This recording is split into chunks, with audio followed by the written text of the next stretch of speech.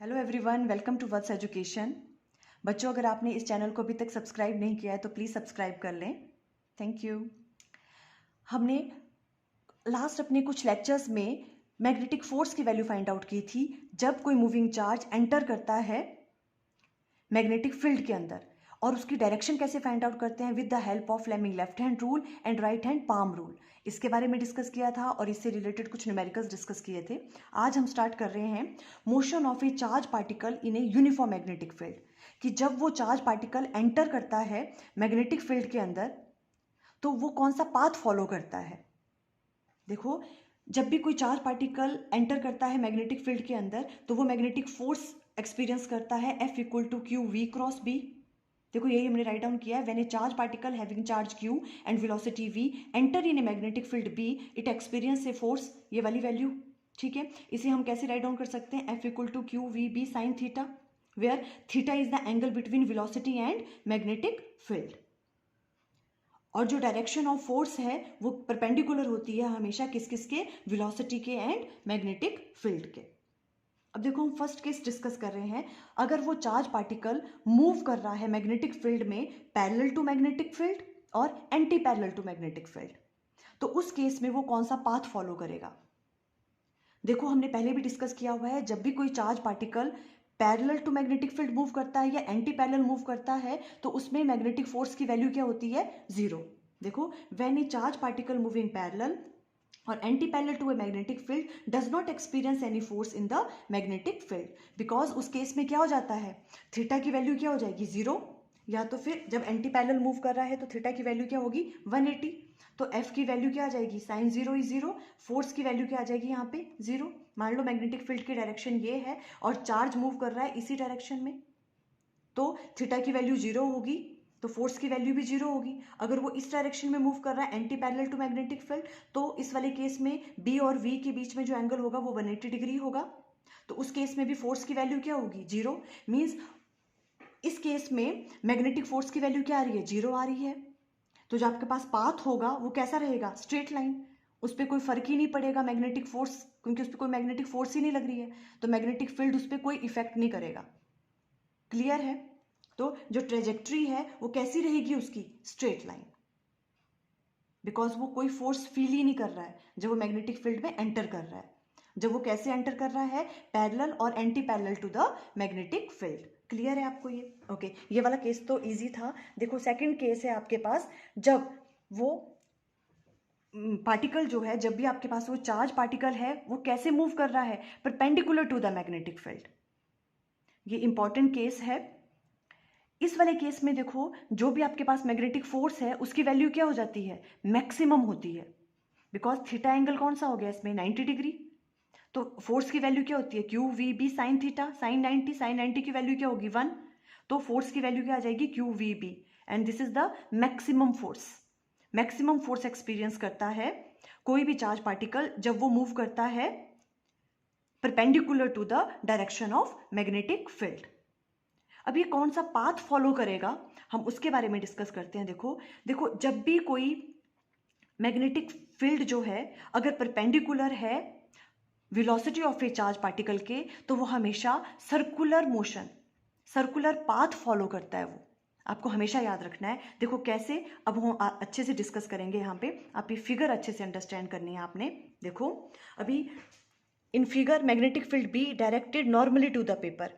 अब इस वाली फिगर में देखो, जो मैग्नेटिक फील्ड है वो किस डायरेक्शन में है? Normally into the paper, inward direction में लग रही है magnetic field. Cross means inward, ठीक है? इनवर्ड डायरेक्शन में लग रही है मैग्नेटिक फील्ड। और जो आपके पास चार्ज पार्टिकल है वो कैसे मूव कर रहा है? इस डायरेक्शन में। मैग्नेटिक फील्ड इस डायरेक्शन में है। देखो, मैग्नेटिक फील्ड कैसी जा रही है? इनवर्ड, ठीक है? और जो आपके पास चार्ज मूव कर रहा है वो इस डायरेक्शन में मूव कर रहा है। दोनों के बीच में एंगल कितना होगा? 90 डिग्री। देखो, अब ये वाला जो चार्ज है ये किस में है? मान लो आपके पास जो मैग्नेटिक फील्ड है वो इस डायरेक्शन में है ना, इनवर्ड। तो मान लो वो जेड डायरेक्शन की तरफ है। जेड डायरेक्शन में अगर मैग्नेटिक फील्ड है और जो आपका चार्ज पार्टिकल है वो किसी एक्स वाई प्लेन में वो कहीं भी मूव कर रहा है, तो वो हमेशा मैग्नेटिक फील्ड के क्या रहेगा? परपेंडिकुलर ही रहेगा। आपको पता है एक्स वाई जेड प्लेन एक दूसरे के क्या होते हैं, सारे परपेंडिकुलर होते हैं। अगर मैग्नेटिक फील्ड जेड डायरेक्शन की तरफ उसकी डायरेक्शन है और जो आपके पास चार्ज पार्टिकल है वो कहीं भी एक्स वाई प्लेन में मूव कर रहा है, तो वो मैग्नेटिक फील्ड के क्या होगा, हमेशा परपेंडिकुलर होगा। क्लियर है आपको ये? ठीक है, तो देखो जो मैग्नेटिक फील्ड है और चार्ज पार्टिकल है दोनों एक दूसरे के क्या है, परपेंडिकुलर। मान लो वो इस तरह से मूव कर रहा है तो उस पर मैक्सिमम फोर्स लगती है। अब उस फोर्स की डायरेक्शन हम सबसे पहले फाइंड आउट करेंगे कि उसकी डायरेक्शन किस तरफ को होगी। देखो हम राइट हैंड पाम रूल का यूज़ करेंगे। मान लो ये आपके पास पॉजिटिव चार्ज है, ये इस डायरेक्शन में मूव कर रहा है, ठीक है। तो राइट हैंड पाम रूल क्या कहता है, जो आपकी फिंगर्स हैं राइट हैंड की वो क्या शो करती हैं, मैग्नेटिक फील्ड की डायरेक्शन, और जो थंब है वो क्या शो करता है, motion of A charge particle. तो जो आपका पाम है वो किस डायरेक्शन, वो किस तरफ को फेस करता है, मैग्नेटिक फोर्स की तरफ को। तो देखो सबसे पहले यहाँ पे हम अप्लाई करेंगे। देखो यहाँ पे जो आपके पास मैग्नेटिक फील्ड है वो किस इनवर्ट डायरेक्शन में है, इस डायरेक्शन में अंदर जाती हुई, ठीक है। और जो velocity of A charge particle है वो इस डायरेक्शन में है, ये है ना वेलोसिटी। तो ये थंब इस डायरेक्शन में हो गया। क्लियर हो रहा है आपको? ठीक है। तो जो आपका पाम है वो फोर्स की डायरेक्शन को शो करता है, तो वो किस डायरेक्शन में लग रहा है, इस डायरेक्शन में। देखो तो फोर्स कहाँ लग रही है, इस डायरेक्शन में। अब देखो यहाँ पे अंडरस्टैंड करो अच्छे से, ये इस डायरेक्शन में मूव कर रहा है चार्ज, और फोर्स इस डायरेक्शन में लग रही है। तो जो रिजल्टेंट आएगा, अब वो चार्ज पार्टिकल इधर तो मूव नहीं कर सकता बिकॉज उस पर फोर्स कैसी लग रही है, इस डायरेक्शन में। तो जो चार्ज मूव करेगा वो इन दोनों का क्या होगा, रिजल्टेंट। तो वो आगे की तरफ को भी मूव करेगा जिस डायरेक्शन में उसकी वेलोसिटी है, और इस तरफ को भी रोटेट करेगा। तो देखो रिजल्टेंट क्या होगा, वो यहां भी जा रहा है, यहां से मूव करता हुआ यहां पहुंच जाएगा इस तरह से। क्लियर है? अब देखो यहां पहुंच गया वो आपके पास जो चार्ज पार्टिकल है। अब यहां पे आप दोबारा अब यहां पे करेंगे तो वेलोसिटी वो तो कहां जाना चाह रहा है, अब यहां से इधर को, ठीक है, वो तो यहां को जाना चाहेगा। बट अब यहां पे हम दोबारा राइट हैंड पाम रूल का यूज करेंगे कि मैग्नेटिक फोर्स यहां कैसे लग रही है। देखो आपके पास मैग्नेटिक फील्ड कहाँ है, अंदर की डायरेक्शन में, ये वाला। और जो वेलोसिटी है, वेलोसिटी कैसे लग रही है, देखो ये वेलोसिटी इस डायरेक्शन में है। तो जो आपके पास फोर्स है, ये जो पाम है, ये क्या बताता है, मैग्नेटिक फोर्स। तो मैग्नेटिक फोर्स इस डायरेक्शन में लग रही है, देखो इस तरह से। ये मैग्नेटिक फोर्स है, वेलोसिटी इस डायरेक्शन में है। तो चार्ज पार्टिकल जाना तो ऊपर जा रहा था, तो ये ऊपर गया, बट कैसे गया, ये दोनों का रिजल्टेंट आएगा, ये ऊपर भी गया और इधर को भी टिल्ट होता गया, क्योंकि फोर्स इस डायरेक्शन में लग रही है, मैग्नेटिक फोर्स। तो ये इस तरह से जाते हुए यहां पहुंच गया, दोनों का कंबाइंड इफेक्ट हो रहा है, तो यहां पे पहुंच गया।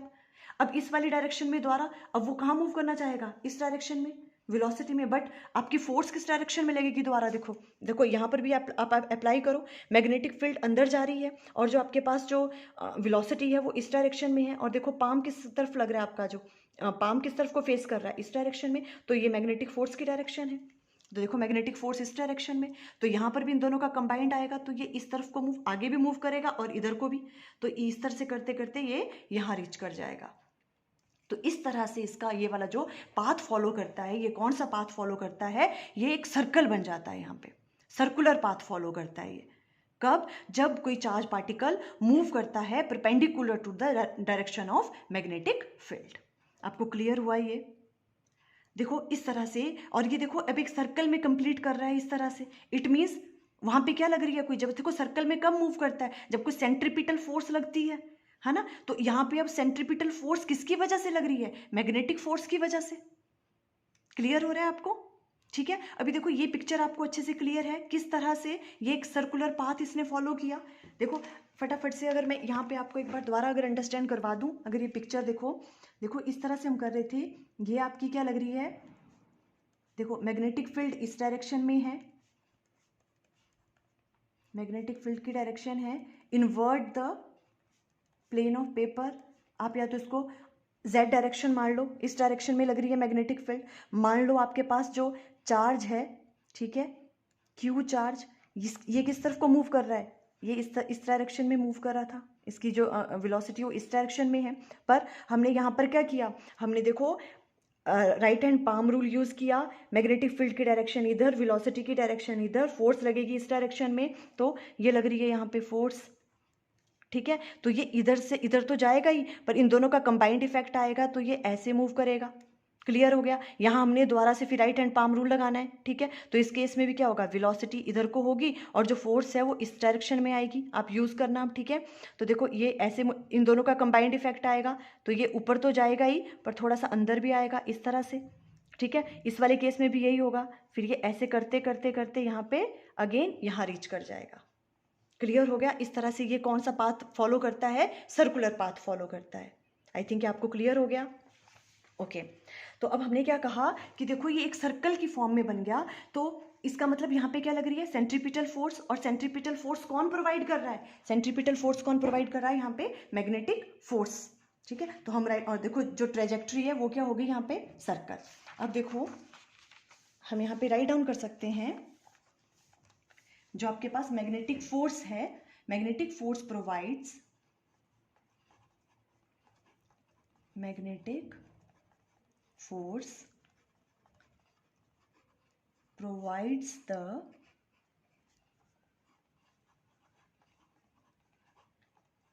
centripetal force, centripetal force provide कर रहा है, ठीक है। कौन, मैग्नेटिक फोर्स। तो अगर हम अज्यूम कर लें, let R be the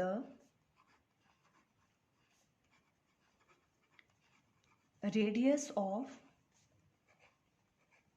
the circular path. मान लो जो सर्कुलर पाथ है उसका रेडियस क्या है, आर है, ठीक है। मान लो इसका रेडियस कितना है, आर है। अब देखो इससे रिलेटेड बहुत सारे न्यूमेरिकल्स आते हैं, हमें अब इसका रेडियस फाइंड आउट करना है, ठीक है। तो रेडियस कैसे फाइंड आउट करेंगे, आर अगर उसका रेडियस है सर्कुलर पाथ का, तो देखो हमने क्या कहा, सेंट्रीपिटल फोर्स, सेंट्रीपिटल फोर्स। जो सेंट्रीपिटल फोर्स है किसके बराबर होती है, M V square divided by R. ये किसके बराबर होगी, क्यू वी बी। क्या है ये, मैग्नेटिक फोर्स, मैग्नेटिक फोर्स, ठीक है। बिकॉज साइन थीटा, ये वाली वैल्यू तो क्या 90 डिग्री थी, तो ये वाली रही फोर्स की वैल्यू, ठीक है। तो ये आपके पास सेंट्रीपिटल फोर्स है, M V square upon R. ये किसके बराबर है, कौन प्रोवाइड कर रहा है इसको, ये centripetal force, magnetic force, Q V B के बराबर। आप राइट डाउन कर सकते हो। देखो यहाँ से अब हम राइट आर की वैल्यू फाइंड आउट कर लेंगे। आर की वैल्यू यहाँ से क्या आ जाएगी आपके पास, यहाँ पे आपके पास आ जाएगी M V square divided by Q V B. V से वी कैंसल और यहाँ पर क्या आ जाएगा, M V upon Q B. तो आपके पास जो रेडियस है उसकी वैल्यू क्या आ गई, M V upon Q B. देखो ये बहुत इंपॉर्टेंट फॉर्मूला है। रेडियस ऑफ ए सर्कल आपने फाइंड आउट कर लिया यहाँ पे, इससे रिलेटेड काफ़ी न्यूमेरिकल्स आते हैं। क्लियर हो गया, ये तो इजी था। आर की वैल्यू हमने फाइंड आउट कर ली। अगर अब आपको पूछें टाइम पीरियड फाइंड आउट करो, ठीक है। अच्छा एक चीज़ और है, देखो जो रेडियस है वो डायरेक्टली किसके प्रोपोर्शनल हो रहा है, वेलोसिटी के। मीन्स जितना ज़्यादा वेलोसिटी होगी उसकी, उतना ही ज़्यादा क्या होगा, रेडियस होगा। मीन्स अगर आप किसी चार्ज पार्टिकल को जितनी ज़्यादा वेलोसिटी से फेंकोगे, ठीक है, जितनी ज़्यादा उसकी वेलोसिटी होगी उसका रेडियस क्या होगा सर्कल का, उतना ही ज़्यादा होगा। ये आपको हमेशा याद रखना है।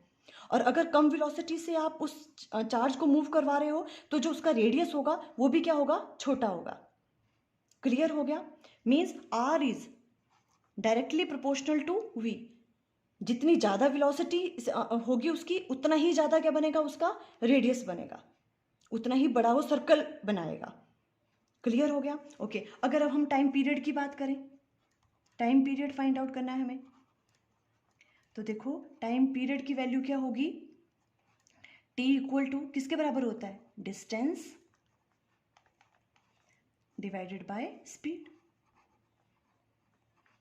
Distance divided by speed. अब देखो टी इक्वल टू डिस्टेंस कितना कवर करेगा वो, इस पूरे सर्कल को कंप्लीट करने में कितना टाइम लगा रहा है, हम उसकी वैल्यू फाइंड आउट कर रहे हैं। तो देखो डिस्टेंस डिवाइडेड बाय टाइम, ये पूरा यहाँ से स्टार्ट किया उसने यहाँ से यहाँ तक, तो इसकी सरकमफ्रेंस हो जाएगी, वो यही हुआ ना इसका पाथ पूरा, ठीक है। तो वो क्या होती है 2 पाई आर, आर क्या है उसका radius, 2 pi R divided by speed, किस वेलोसिटी से मूव कर रहे हैं वो, वी से। तो टाइम पीरियड इस तरह से निकल जाएगा। अब देखो टी इक्वल टू किसके बराबर आ जाएगा, 2 pi divided by V. R की जगह ये वाली वैल्यू पुट कर दो। ये वाली वैल्यू क्या है, M V upon Q B. V से वी क्या हो रहा है, कैंसल आउट हो रहा है, ठीक है। तो इसकी वैल्यू किसके बराबर आ गई, 2πm divided by Q B, ठीक है। तो टाइम पीरियड किसके बराबर आ गया, देखो टाइम पीरियड आ गया 2πm divided by Q B. ये टाइम पीरियड की का फॉर्मूला निकल गया, ठीक है। अब देखो इससे रिलेटेड न्यूमेरिकल्स आपको आ सकते हैं, आपके पास ये सारी वैल्यू दे रखी होंगी और तो आपको रेडियस निकालना है उसका, ठीक है, सर्कुलर पाथ का। और टाइम पीरियड है, टाइम पीरियड का फॉर्मूला ये आ गया। देखो अब एक चीज़ इसमें ध्यान देने वाली है, जो टाइम पीरियड है वो डिपेंड ही नहीं कर रहा है वेलोसिटी पे, वेलोसिटी पे तो वो डिपेंड ही नहीं कर रहा है, ठीक है। अब उसकी वेलोसिटी ज़्यादा हो चाहे कम हो, टाइम सेम रहने वाला है। देखो ऐसे अगर हम सोचें तो क्या होगा कि जितनी ज़्यादा वेलोसिटी होगी उसको क्या उतना कम टाइम लगना चाहिए था, ठीक है, वो पूरा सर्कल कंप्लीट करने में, ठीक है। पर देखो ऐसा नहीं हो रहा है, क्यों नहीं हो रहा है, बिकॉज हमने एक और चीज़ हमने यहाँ पे फाइंड आउट की थी कि अगर हम ज़्यादा वेलोसिटी से किसी चीज़ को मूव करवाएंगे पार्टिकल को, तो उसका वो कौन सा उसका रेडियस कैसा होगा, वेलोसिटी अगर ज़्यादा है तो रेडियस भी क्या होगा उसका ज़्यादा होगा, उसको ज़्यादा डिस्टेंस कवर करना पड़ेगा, क्लियर है। और अगर कम वेलोसिटी से अगर हम उसको उसमें उसकी वेलोसिटी अगर कम होगी चार्ज पार्टिकल की, तो रेडियस भी क्या होगा उसका कम होगा। तो अल्टीमेटली टाइम पे क्या हो रहा है, कोई फर्क नहीं पड़ रहा है, क्योंकि उसको अगर उसकी वेलोसिटी ज़्यादा है तो उसको डिस्टेंस ज़्यादा कवर करना पड़ रहा है, अगर उसकी वेलोसिटी कम है तो हमने क्या कहा कि उसका रेडियस भी क्या होगा सर्कल का छोटा होगा। आप समझ रहे हो इस चीज़ को। तो इसका मतलब क्या है, जो टाइम पीरियड है वो डिपेंड ही नहीं कर रहा किस पे, वेलोसिटी पे, वेलोसिटी पे वो डिपेंड ही नहीं कर रहा है। क्लियर हुई आपको ये चीज़, ओके। देखो अगर ये टाइम पीरियड आपके पास निकल गया, अब अगर आपको यहाँ से निकालना हो फ्रीक्वेंसी, फ्रीक्वेंसी अगर आपको निकालनी है तो फ्रीक्वेंसी क्या होगी 1 डिवाइडेड बाय टी, तो उसका क्या होगा इसका Q B divided by 2πm। तो फ्रीक्वेंसी की वैल्यू क्या आ जाएगी, Q B divided by 2πm। देखो ये फ्रीक्वेंसी की वैल्यू आ गई आपके पास, क्लियर हो गया, ओके। अब देखो कई बार इस तरह से भी क्वेश्चन पूछ लेते हैं, रेडियस का देख रही हूँ मैं, देखो आपको रेडियस का ये वाला फॉर्मूला याद रखना है, M V upon Q B, ये आपको याद रखना है, ठीक है। अब कभी कभी क्या होता है कि आपको इस फॉर्म में नहीं पूछ रहे हैं, मान लो आपके पास मोमेंटम दे रखा है, ठीक है, और एक तो देखो ये हो गया रेडियस का फॉर्मूला, ठीक है। अब सेकंड अगर हम मान लें एम वी किसके बराबर होता है, मोमेंटम के बराबर, तो आर किसके बराबर आ जाएगा, देखो एम वी की जगह क्या हो जाएगा P, P divided by Q B. तो आप ऐसे भी राइट डाउन कर सकते हो। मान लो आपके पास क्वेश्चन में क्या गिवन है, मोमेंटम गिवन है,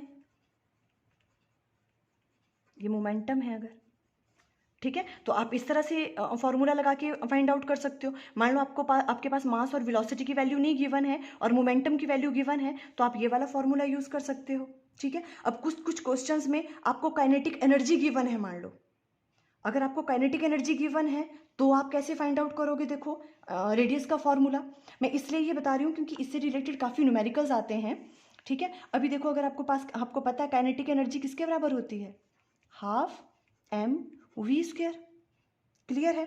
अब इसकी जगह आप कैसे राइट डाउन कर सकते हो, देखो यहाँ पे हाफ अगर मैं m से मल्टीप्लाई भी कर दूँ, देखो यहाँ पे तो m स्क्वायर हो गया, इसको हम ऐसे राइट डाउन कर सकते हैं, और m से डिवाइड भी करना पड़ेगा क्योंकि मैंने मल्टीप्लाई किया है, ठीक है। तो यहाँ क्या आ जाएगा, एम वी क्या होता है मोमेंटम, ये हो गया P square divided by 2m, ये वाला आई, ठीक है। अब देखो अब हम राइट डाउन कर सकते हैं पी स्क्वायर अपॉन 2m, ये था काइनेटिक एनर्जी, ठीक है। काइनेटिक एनर्जी को अगर हम के लें तो पी स्क्वायर अपॉन 2m किसके बराबर आ गया, ये काइनेटिक एनर्जी के बराबर।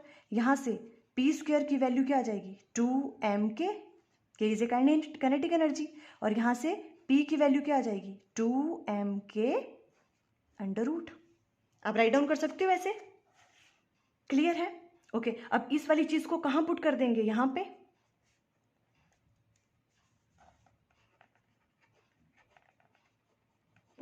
पुटिंग वैल्यू इन 1, तो r की वैल्यू क्या आ जाएगी आपके पास, देखो p डिवाइडेड बाय p की वैल्यू क्या है आपके पास 2m के, under root divided by Q B.